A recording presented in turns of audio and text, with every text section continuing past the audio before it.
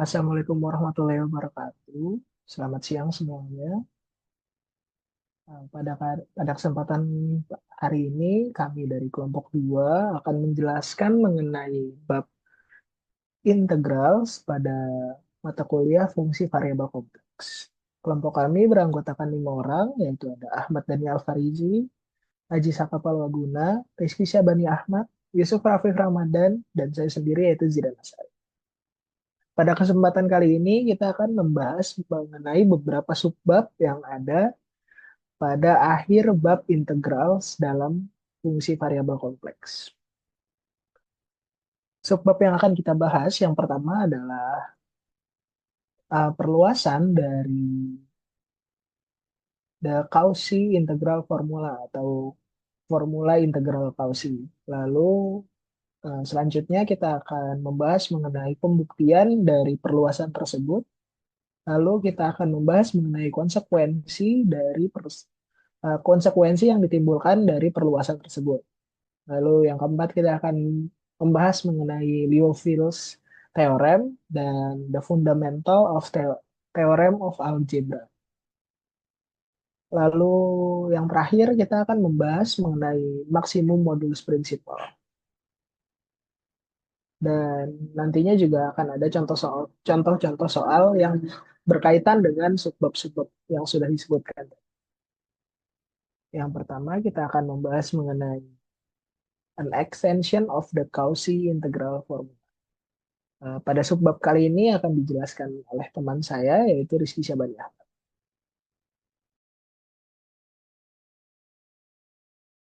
Baik, saya ingin menjelaskan untuk bagian extension coaching integral formula. Jadi di minggu kemarin kan udah dijelaskan juga sama kelompok sebelumnya terkait coaching integral formula. Nah, cuman kemarin kan coaching integral formulanya cuman bisa yang bentuk FZ karena Z min Z0 DZ. Nah, sekarang ini mungkin bentuk yang lebih generalisir lah. Jadi sekarang bentuknya integral atas daerah C dari FZ dz pada Z min Z0 pangkat N plus 1. Nah, di mana solusi dari integral ini didapat dari 2pi per N faktorial dikali F pangkat N. Bisa dilihat dari teoremanya ya. Misal, misalkan F analitik di dalam dan pada kontur tertutup sedangkan AC jadi masih sama lah ya secara Cauchy integral formula, orientasinya juga harus positif dan Z0-nya itu harus titik yang ada di dalam C. Nah, maka F pangkat N sama dengan N faktorial per 2pi dikali integral atas C dari FZ dz dibagi Z min Z0 pangkat N plus 1. Untuk N-nya bilangan bulat positif. Nah, ini seandainya N-nya kita masukin 0, ini kan kita dapat F Fn-nya atau F turunan ke N-nya itu kan berarti F turunan ke 0 ya. Oh, sama aja F gitu. Dan N faktorial jadi 0 faktorial atau jadi 1. Dan kesimpulannya kalau N-nya kita ganti 0 ya kita balik lagi ke formula awal Cauchy integral formula gitu.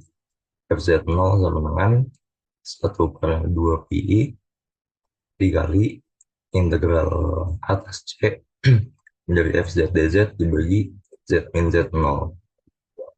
Ya, nanti untuk bagian verifikasinya ada di bagian selanjutnya. Nah, ya jadi ini bentuk formulanya gitu lah ya ibaratnya. Ini kan bentuk formula. Ini maaf tuh typo ya. Jadi harusnya integral atas C dari FZ dz dibagi Z min Z0 pangkat N plus 1 harusnya. Nah, sama dengan 2pi bagian faktorial dikali F pangkat N dievaluasi di Z0 untuk N-nya bilangan bulat positif. Nah, itu adalah bentuk formula dari extension atau generalisir dari Cauchy integral formula. Dengan syaratnya tadi udah disebutkan ya, F harus analitik di dalam dan pada kontur C orientasinya positif dan Z0-nya harus di dalam C. Nah, itu udah contoh satu. Jika kontur C-nya adalah lingkaran satuan, orientasinya positif, lingkaran yang jari-jarinya satu ya, pusatnya di 0,0, terus FZ-nya E pangkat 2X. Nah, berarti kalau kita mau evaluasi integral atas C dari E pangkat 2Z ke Z pangkat 4 dz, ini kita bisa pandang E pangkat 2Z-nya sebagai FZ dan Z pangkat 4-nya sebagai Z min 0 pangkat 3 plus 1 gitu. Jadi kita dapat Z0-nya 0 dan N-nya adalah 3. Nah, jadi kalau kita substitusiin ke X teorema Cauchy, teorema integral Cauchy yang udah diperluas, kita dapat 2pi dibagi M faktorial, N-nya kita dapat 3, jadi 2pi dibagi 3 faktorial, terus turunan ketiga dari F dievaluasi di 0. Nah, turunan ketiga dari F 8 E pangkat 2Z, 8 E pangkat 2Z. Nah, itu nanti kalau kita substitusi Z-nya 0, nanti bentuk sederhananya adalah 8pi per 3. Nah, ini ada contoh lain. Misalnya kita punya titik Z0, titik sembarang di dalam sebuah kontur tertutup sederhana, orientasinya positif. Nah, ketika FZ-nya sama dengan 1, ekspresi sebelumnya ya, itu menunjukkan bahwa integral atas C dari dz per z minus z0 sama dengan 2pi. Dan integral atas C dari dz per z min z0 pangkat n plus 1 sama dengan 0. Karena di sini fz-nya konstan ya. Jadi ketika kita turunin sekali aja, itu kan f-nya jadi 0 gitu. Makanya hasil integralnya pasti 0 gitu. Nah, ekspresi 1.1 itu juga bisa kita pakai dalam notasi yang sedikit berbeda. Jadi misalnya S itu adalah titik-titik pada kontur C gitu. Terus Z adalah titik di dalam kontur C. Nah, maka turunan N F, keturunan F ke N dari turunan N ke F, turunan F ke N di Z itu sama dengan N faktorial dibagi 2pi dikali integral atas C dari FSDS dibagi S min Z pangkat N plus 1. Jadi di sini seakan-akan yang konstan itu Z-nya, S-nya jadi variabel. Jadi ini eh, hanya perubahan variabel aja. Boleh dilanjut. Nah, turunan F ke 0 itu kan sama aja kayak F itu sendiri kan. Dan 0 faktorial sama aja 1. Nah, ekspresi 1.4 tadi itu kalau kita evaluasi ya untuk integral atas C dari FSDS dibagi S min Z pangkat N plus 1 itu akan sama dengan 2pi per N faktorial dikali turunan ke N dari F di Z untuk N suatu bilangan bulat positif. Ya, ini uh, formula integral Cauchy yang udah di extension, cuman dengan variabel yang beda aja ya. Yang cuman dimana ada kasus spesial integral atas C dari FSDS dari S min Z itu sama dengan 2pi dikali FZ. Nah, contoh tiga lagi, kalau kita punya N bilangan bulat positif, dan FZ sama dengan Z kuadrat min 1 pangkat N, nah ekspresi 4 tadi itu akan berubah jadi turunan ke N dari Z kuadrat min 1 pangkat N sama dengan N faktorial dibagi 2 PI dikali integral atas C dari S kuadrat min 1 pangkat N ds dibagi S min Z pangkat N plus 1. Boleh dilanjut. Di mana C-nya itu adalah kontur tertutup sederhana yang mengelilingi Z.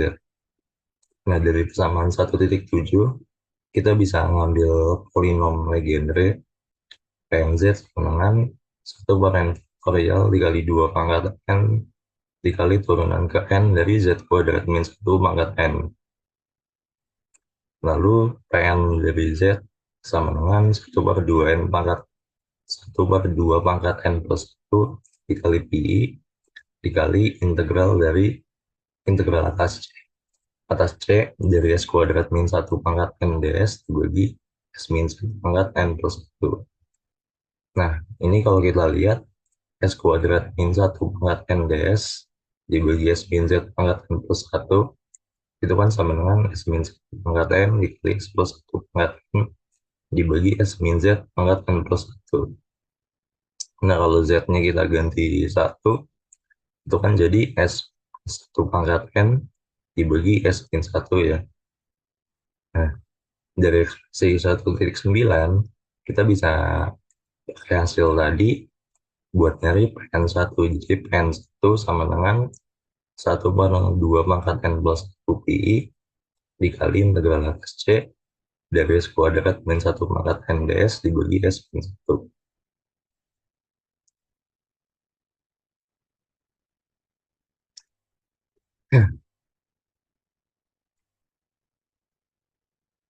Nah, jadi kalau kita tulis Fs sama dengan S plus 1 pangkat N dan Z sama dengan 1 di persamaan 6 tadi, kita dapat nilai PN1 sama dengan 1 per 2 pangkat N plus 1 PI dikali 2 PI dikali 1 tambah 1 pangkat N sama dengan 1. Ya, akhirnya dari ekspresi 4, jika S menunjukkan titik di C dan Z adalah titik di dalam C, maka rumus integral Cauchy adalah Fz sama dengan 1 per 2 PI dikali integral atas C dari Fs ds dibagi S min Z. Ya, kalau kita diferensiasi secara formal di bawah integral ini, kita bisa cek bahwa f sin Z sama dengan 1 per 2 PI dikali integral atas C dari Fs 2 per 2 Z dari S min Z pangkat min 1 ds atau f sin Z sama dengan 1 per 2 PI dikali integral atas C dari Fs ds dibagi S min Z kuadrat. Demikian juga turunan keduanya 2 kali 1 dikali 2 PI dikali integral atas C dari Fs ds dibagi S min Z pangkat 2 plus 1 dan turunan ketiganya juga 3 kali 2 kali 1 dibagi 2 PI dikali integral atas C dikali Fs ds dibagi S min Z pangkat 3 plus 1 sesuai sama formula Cauchy yang udah di ekstensi ya.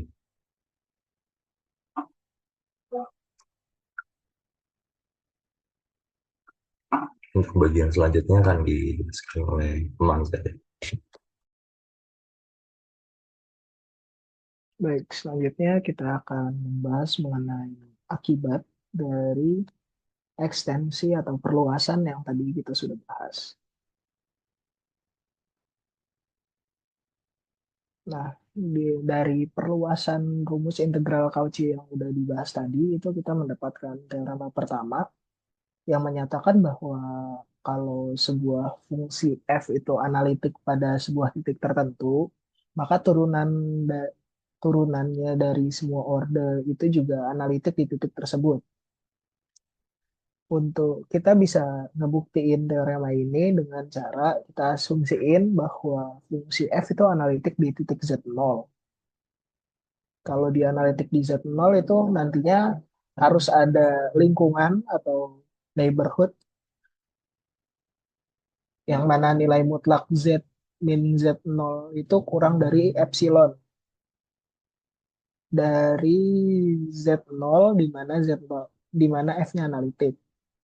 Akibatnya akan ada suatu lingkaran berorientasi positif C0 seperti yang digambar dengan pusat Z0 dan jari-jari epsilon per 2. Sehingga F juga analitik di dalam dan pada C0. Lalu dari persamaan 1.4 yaitu eh, F turunan ke N sama dengan N faktorial per 2 pi dikali integral batas C. Ini ada salah ketik ya. Harusnya Fs ds per S min Z pangkat N plus 1. Sama, di mana N-nya itu adalah elemen bilangan natural. Dari persamaan 1.4 yang tadi udah dibahas, itu kita akan mendapat bahwa turunan kedua dari Z, turunan kedua dari FZ itu akan sama dengan 1 per pi dikali integral batas C0 dari Fs ds per S min Z pangkat 3. Jadi itu kita tinggal substitusiin aja nilai N nilai N ke nilai N-nya atau N sama dengan 2 ke dalam persamaan 1.4. Jadi pada setiap titik di Z di dalam C0 dan fakta bahwa F eh, F F double aksen Z-nya itu ada pada seluruh lingkungan nilai mutlak Z min Z0 kurang dari epsilon. Jadi kita tahu kalau si F aksennya itu analitik pada Z0. Jadi kan kita udah tahu ya kalau. Jadi kita udah tahu nih bahwa turunan kedua dari FZ itu ada pada seluruh lingkungan Z min Z0 sorry, nilai mutlak dari Z min Z0 kurang dari epsilon. Nah, kan kita juga tahu kalau turunan pertamanya itu analitik. Dan kita juga tahu kalau si turunan keduanya itu sama dengan ini. Jadi kita tahu bahwa F aksennya itu analitik pada Z0.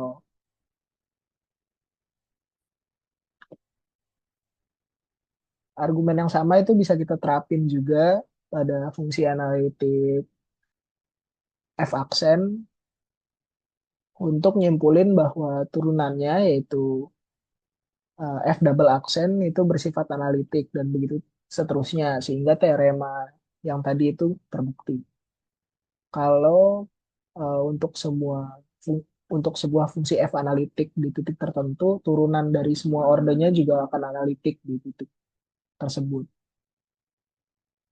Nah, akibat dari teorema satu tadi, itu ketika kita punya suatu fungsi fz sama dengan uxy ditambah i vxy, itu ketika fz-nya ini analitik pada titik z sama dengan x, y, diferensiabilitas dari f aksen itu akan memastikan bahwa f aksen itu kontinu di titik tersebut. Lalu karena si f aksen itu f aksen z itu sama dengan u turunan u terhadap x dan ditambah i dikali turunan v terhadap x dan sama dengan turunan v terhadap y dikurang i dikali turunan u terhadap y, kita dapat simpulin bahwa turunan parsial orde 1 dari u dan v itu kontinu pada titik tersebut karena selanjutnya karena F double aksen analitik pada dan kontinu pada Z dan karena si F double aksen Z-nya itu sama dengan turunan U terhadap X 2 kali tambah I dikali turunan V terhadap X terhadap X itu nanti akan sama dengan turunan V X Y kurang dikurang I dikali U X U Y X tebal. dan seterusnya, kita itu dapat uh, menyimpulkan atau menemukan suatu akibat atau yang disebut corollary. Jadi kalau corollary yang kita punya itu kalau sebuah fungsi fz sama dengan ux y, u, xy ditambah i dikali vxy, analitik pada sebuah titik z, x, y, itu komponen fungsi u dan v-nya akan memiliki turunan parsial dari semua orde yang kontinu pada titik tersebut. Jadi semua turunan mau itu orde berapapun dari u sama v itu akan kontinu pada titik z sama dengan x, y. Nah, bukti dari lalu selanjutnya kita akan membahas teorema berikutnya. Nah, buktinya ini didasarkan Morera pada tahun 1856 sampai 1909 yang bergantung pada fakta bahwa turunan fungsi dari fungsi analitik juga bersifat analitik seperti yang kita sudah sebutkan tadi di teorema satu. Nah, teorema 2-nya itu apa? Teorema 2-nya ini menyatakan bahwa kalau f itu adalah sebuah fungsi yang kontinu pada domain D. Nah, kalau integral batas C nantinya integral batas C dari fz dz itu akan sama dengan nol untuk setiap kontur tertutup C di dalam D. Maka f bersifat analitik pada seluruh D atau seluruh region atau domain D. Nah, ketika D-nya ini simply connected, kita memiliki converse dari teorema pada section 52 untuk kelas fungsi kontinu yang terdapat pada D, yaitu dengan adaptasi teorema Cauchy-Gorset ke domain tersebut. Untuk membuktikan teorema yang ini, kita tuh perlu memperhatikan bahwa kalau hipotesisnya terpenuhi pada teorema section 48 yang udah kita bahas sebelumnya, itu menjamin bahwa F memiliki antiturunan pada D, yaitu sebuah di mana antiturunan hasil integralnya itu adalah sebuah fungsi analitik F besar. Sedemikian hingga uh, F besar aksen Z atau turunan dari F besar ini adalah sama dengan F kecil Z atau FZ yang tadi kita punya. Pada setiap titik, pada semua titik pada domain D. Nah, karena F kecil itu adalah turunan dari F besar, maka berlaku teorema satu yang udah kita bahas tadi, sehingga F kecilnya juga pasti analitik di D. Selanjutnya ada teorema 3, yaitu yang menyatakan bahwa sebuah fungsi F, kalau sebuah fungsi F itu adalah fungsi analitik dan ada pada sebuah lingkaran yang berorientasi positif yang kita namain CR, dan si lingkarannya itu berpusat pada titik Z0 memiliki di mana lingkarannya memiliki radius R seperti yang ada di gambar ini.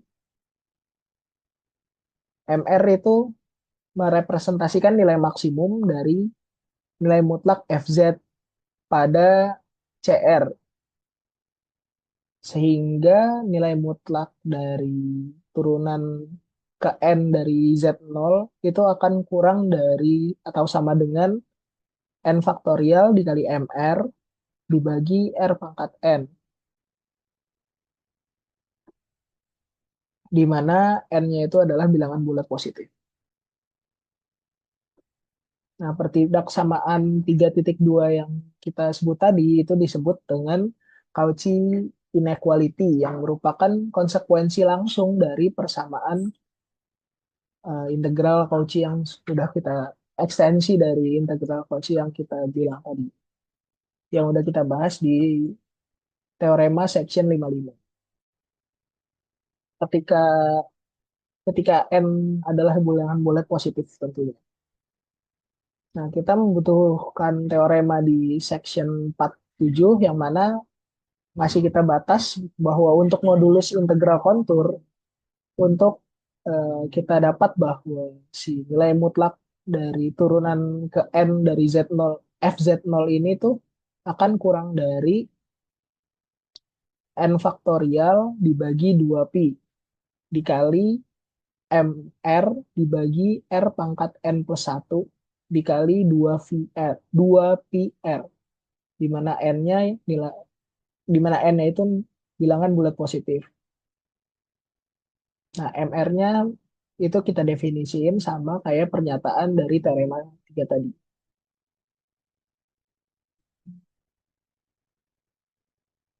Pertidaksamaan yang atas ini itu tentunya sama dengan pertidaksamaan yang kita sebut di 3.2 sebelumnya. Selanjutnya kita akan membahas mengenai Liouville's theorem dan the fundamental of theorem of algebra yang mana akan dibahas oleh teman saya Ahmad dan Arisi. Baik, untuk selanjutnya di sini ada Liouville Theorem and the Fundamental Theorem of Algebra.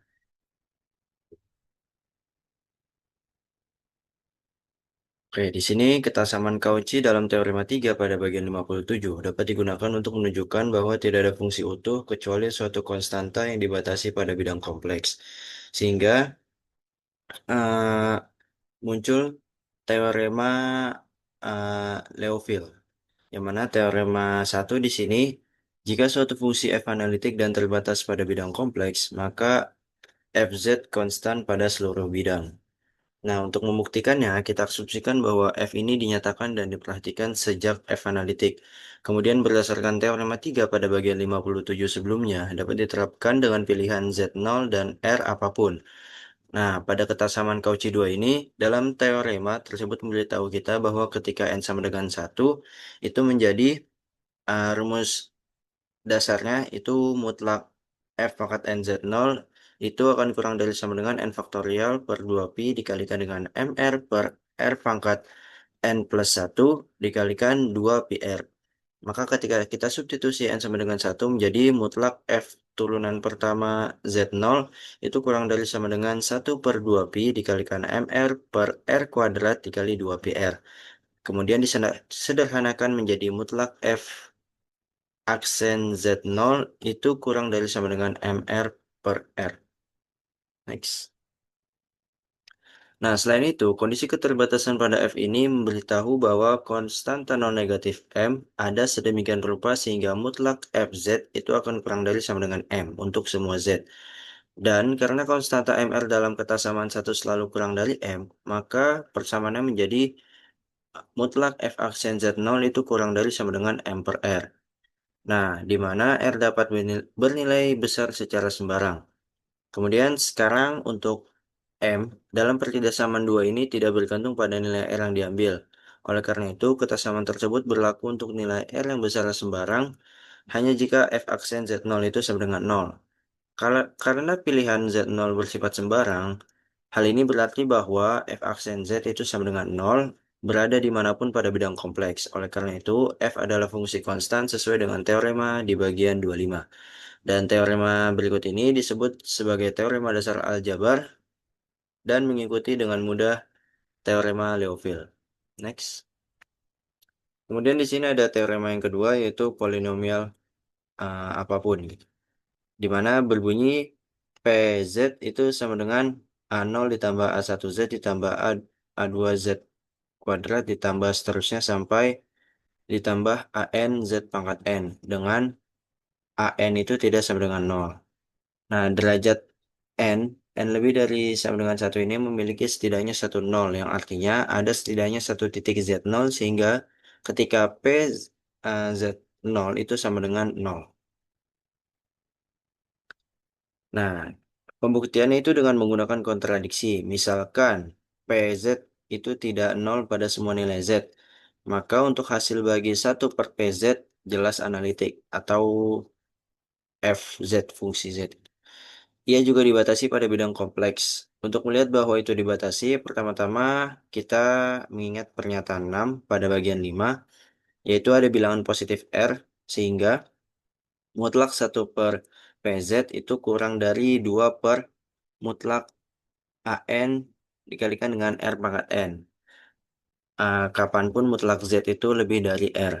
Nah, jadi untuk 1/PZ dibatasi di daerah luar cakra mutlak Z kurang dari sama dengan R. Namun, 1/P dalam Z ini bersifat kontinu pada cakram tertutup tersebut, sehingga berarti bahwa 1/P dalam Z ini juga dibatasi di sana, seperti pada bagian 18, dijelaskan pada bagian 18.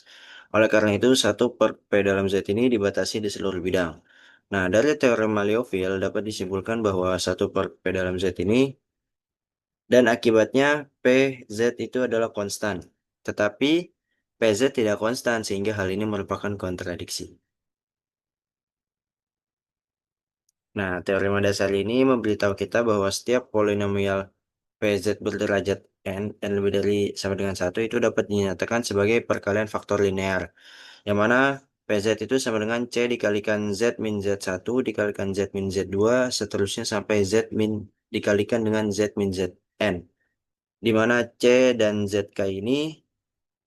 di mana C dan ZK dengan K sama dengan 1,2 sampai seterusnya N adalah konstanta kompleks. Teorema ini memastikan bahwa PZ memiliki Z1 nol.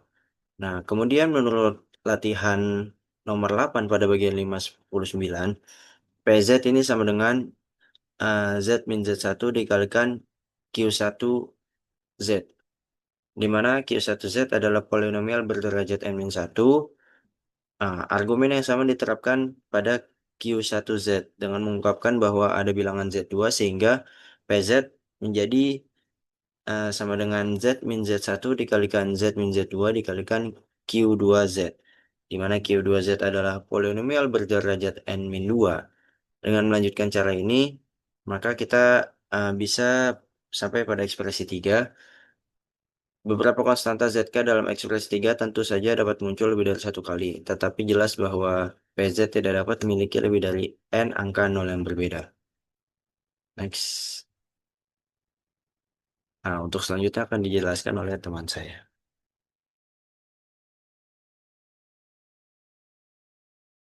Oke, selanjutnya itu adalah modulus maksimum prinsipal dari modulus maksimum. Nah, pada bagian ini kita akan menurunkan hasil yang sangat penting yang melibatkan nilai maksimum dari modulus fungsi analitik.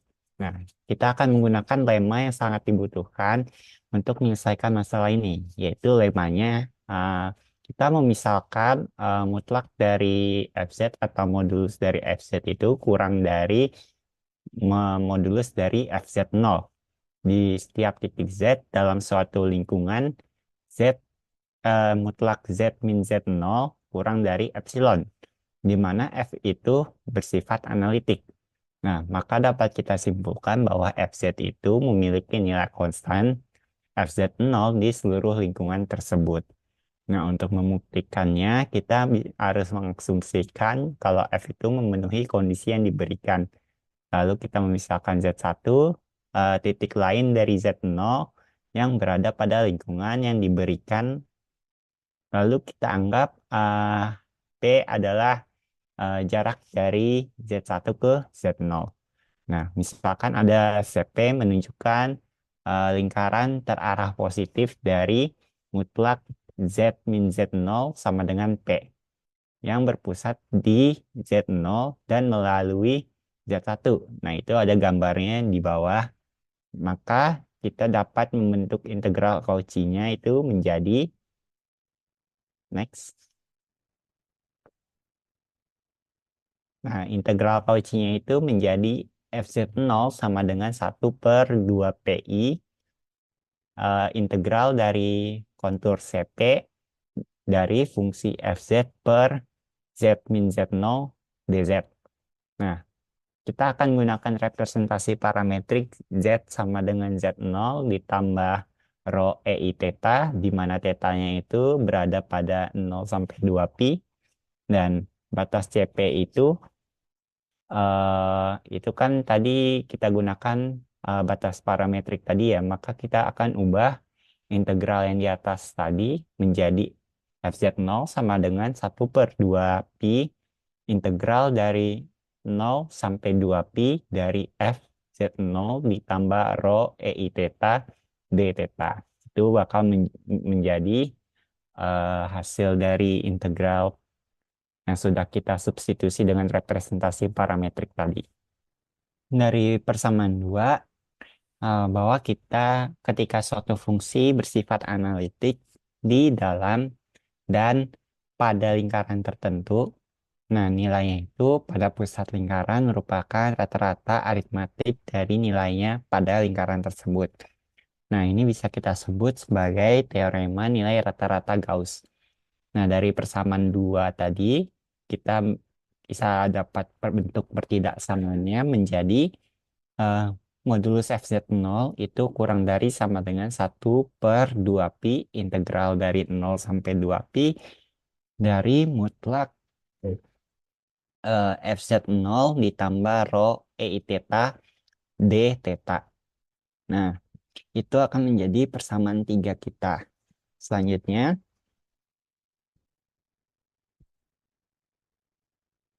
selanjutnya kita tahu kalau modulus dari FZ0 ditambah rho EI theta itu sama dengan kurang dari sama dengan modulus dari FZ0.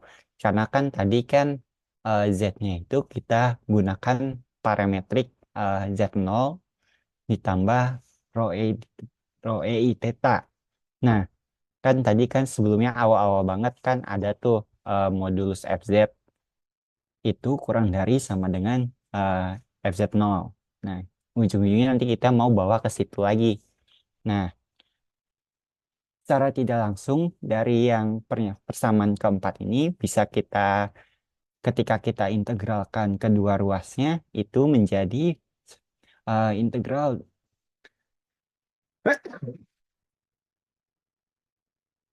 integral dari 0 sampai 2π modulus FZ0 ditambah rho EI theta yang diintegralkan terhadap D theta kurang dari sama dengan integral dari 0 sampai 2π dari modulus FZ0 yang diintegralkan terhadap theta. Nah, itu nilainya sama saja dengan 2π modulus FZ0. Nilainya itu sama saja dengan 2π modulus FZ0. Nah, sehingga bisa kita dapatkan, kita balik lagi ya, 2π-nya itu pindahin ke bagian ruas sih yang ada FZ0 rho EI theta. Nah, berarti di sini kita mendapatkan kalau modulus FZ0 itu lebih besar sama dengan 1/2π integral dari 0 sampai 2π dari modulus FZ0 ditambah rho EI theta D theta. Nah, kan tadi ini kan persamaan 5-nya kan tadi FZ0 lebih dari sama dengan bla bla bla bla. Tapi di sebelumnya itu di persamaan 3 kok tandanya itu malah kurang dari sama dengan. Nah, berarti bisa kita simpulkan kalau kita gabung pernyataan yang persamaan 3 sama 5 itu maka menjadi modulus FZ0 sama dengan 1/2π integral dari 0 sampai 2π modulus FZ0 ditambah rho EI theta D theta. Nah, atau sama saja kita katakan integral dari 0 sampai 2π mutlak FZ0 dikurang mutlak dari FZ0 plus rho EI theta D theta sama dengan 0 gitu. Nah, pada integran terakhir itu adalah bentuk kontinu dari variabel theta dan dengan memperhatikan persamaan 4, maka integran tersebut itu lebih besar atau sama dengan 0 pada seluruh interval theta dari 0 sampai 2π. Nah, karena nilai integralnya itu 0, maka integral tersebut harus identik sama dengan 0, yaitu modulus FZ0 plus rho EI theta sama dengan modulus FZ0. dengan batas tetanya itu ada di antara 0 sampai 2 pi. Nah, hal ini menunjukkan bahwa kalau tadi kan kita tahu menggunakan parameter Z sama dengan Z0 ditambah rho I theta. Nah, itu sekarang kita balikin lagi ke bentuk Z. Jadinya modulus FZ itu sama dengan modulus FZ0 untuk setiap titik Z yang berada pada lingkaran mutlak dari Z dikurang Z0 sama dengan rho. Nah, akhirnya si Z1 ini untuk suatu titik yang berada pada dalam lingkungan itu telah dihapus pada daerah mutlak Z dikurang Z0 lebih dari 0 kurang dari epsilon. Nah, maka persamaan dari modulus FZ sama dengan modulus FZ0 itu memenuhi untuk setiap titik Z yang berada pada lingkaran Z dikurang mutlak dari Z dikurang Z0 sama dengan rho. Di mana rho itu sendiri berada di antara 0 sampai epsilon. Nah, berdasarkan example 4 seksi 26 itu ketika modulus dari suatu fungsi analitik adalah konstan dalam suatu domain, fungsi itu sendiri adalah dalam suatu domain berarti fungsi itu sendiri adalah konstan di sana di daerah yang terbatas tadi. Nah, sehingga modulus FZ itu sama dengan modulus dari FZ0 untuk setiap titik Z dalam suatu lingkungan. Maka pembuktian lemanya itu sudah terbukti. Nah, selanjutnya dari lemma tadi kita akan menggunakan dalam prinsipal maksimum modulus. Nah, ada satu teorema yaitu jika suatu fungsi adalah analitik dan tidak konstan dalam suatu domain D, maka modulus FZ itu tidak memiliki nilai maksimal pada D. Hal ini karena tidak ada titik Z0 dalam domain yang memenuhi modulus FZ kurang dari sama dengan modulus FZ0 untuk setiap titik Z yang ada di dalamnya. Nah, misalnya kita diberikan fungsi F itu analitik pada D. Kita akan membuktikan teorema tadi dengan mengasumsikan modulus FZ itu memiliki nilai maksimum pada suatu titik Z0 dalam D, lalu kita akan menunjukkan bahwa FZ itu haruslah konstan selama melalui D.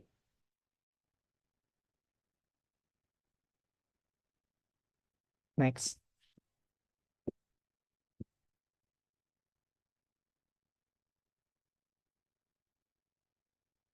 Nah, pendekatan yang akan kita gunakan itu sama seperti pembuktian lemma pada section 28. Kita akan menggambar garis poligon L yang terletak di domain D, yang di daerah lingkungan D tadi, dan memperluas Z0 hingga di titik lain P di daerah D. Nah, di sini D itu adalah D kecil, itu adalah jarak terpendek dari titik L ke suatu batas dari D. Nah, ketika D besarnya itu adalah seluruh bidang, maka D kecilnya akan memiliki nilai positif. Selanjutnya kita akan lihat baris hingga dari suatu titik. Nah, misalnya ini kita punya titik-titiknya itu ada Z0, Z1 sampai Zn sepanjang L sehingga Zn itu tepat ada di titik T dan mutlak dari ZK itu kurang mutlak dari ZK min ZK min 1 itu kurang dari D kecil di mana nilai K-nya itu ada 0, 1, 2 sampai N. Nah, dalam bentuk baris hingganya, misalkan kita ada punya lingkungannya nih, lingkungan N0, N1, N2, sampai Nn. Nah, itu akan membentuk gambar seperti di bawah. Nah, itu kan di titik daerah M0 itu ada titik pusatnya Z0 untuk di daerah lingkungan N1, pusatnya Z1, dan seterusnya sampai di daerah lingkungan NN itu pusatnya titik P, di mana titik P itu sendiri adalah Zn.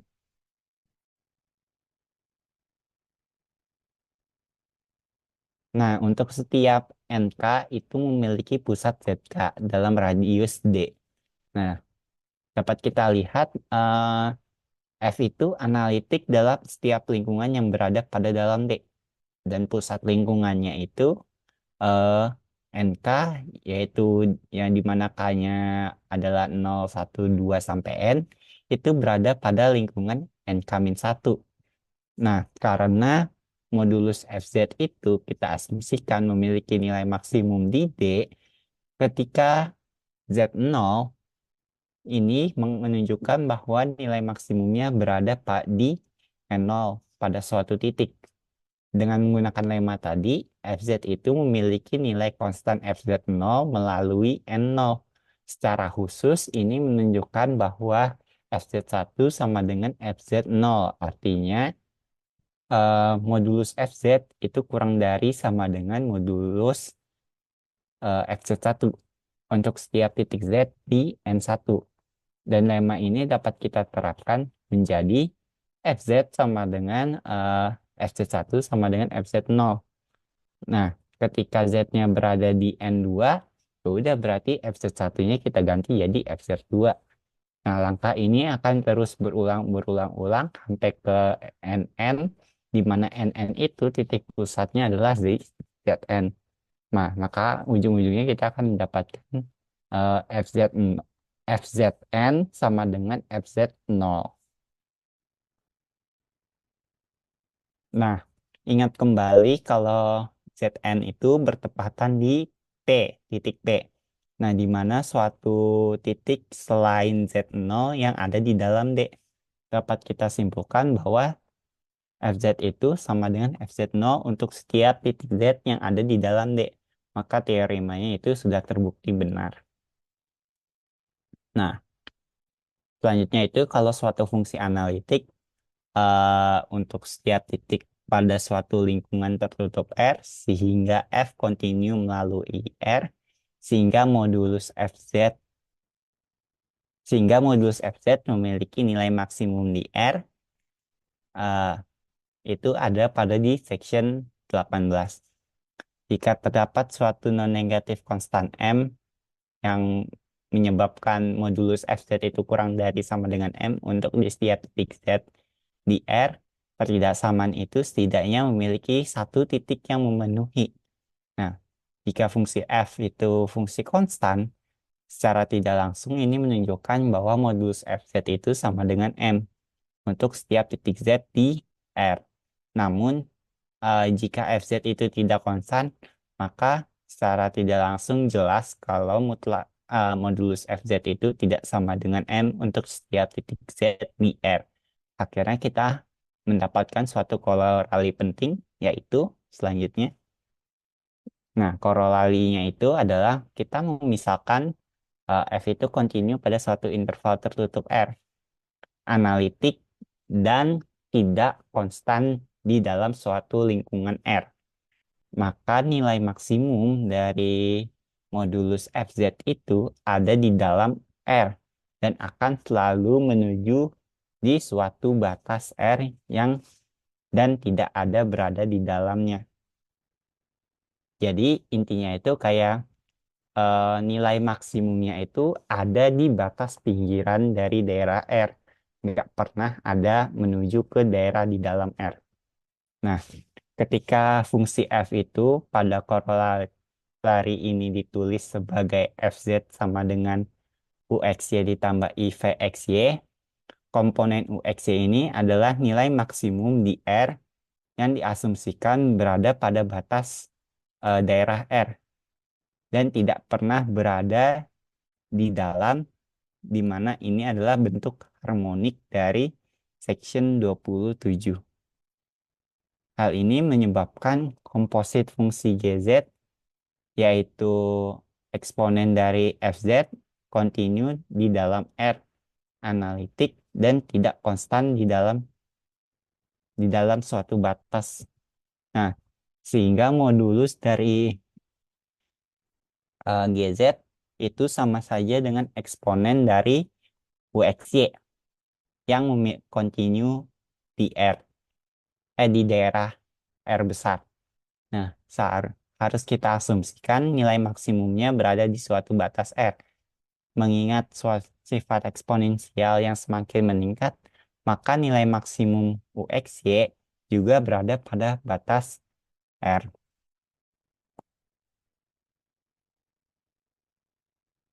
Sekian itu saja untuk pembahasannya.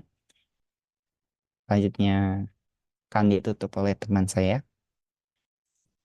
Baik, itu tadi penjelasan mengenai bab, mengenai akhir dari bab integral pada mata kuliah fungsi variabel kompleks, yang mana tadi kita sudah menjelaskan berbagai materi. Yang pertama, perluasan mengenai eh, perluasan dari kausi integral formula, lalu pembuktiannya, lalu ada konsekuensi dari perluasan tersebut, lalu sudah kita bahas juga Liouville's theorem dan the fundamental theorem of algebra, lalu kita juga sudah eh, membahas mengenai maksimum modulus prinsipal dan beberapa contoh soal dari subbab-subbab tersebut. Mungkin itu saja penjelasan yang dapat kelompok kami berikan pada kesempatan kali ini. Mohon maaf, tentunya ada banyak kekurangan dan kesalahan kata dari kami semua dalam menjelaskan materi ini maupun dalam mempresentasikan eh, materi yang sudah kami siapkan. Terima kasih atas atensinya selama beberapa menit ini. Kami akhiri. Wassalamualaikum warahmatullahi wabarakatuh.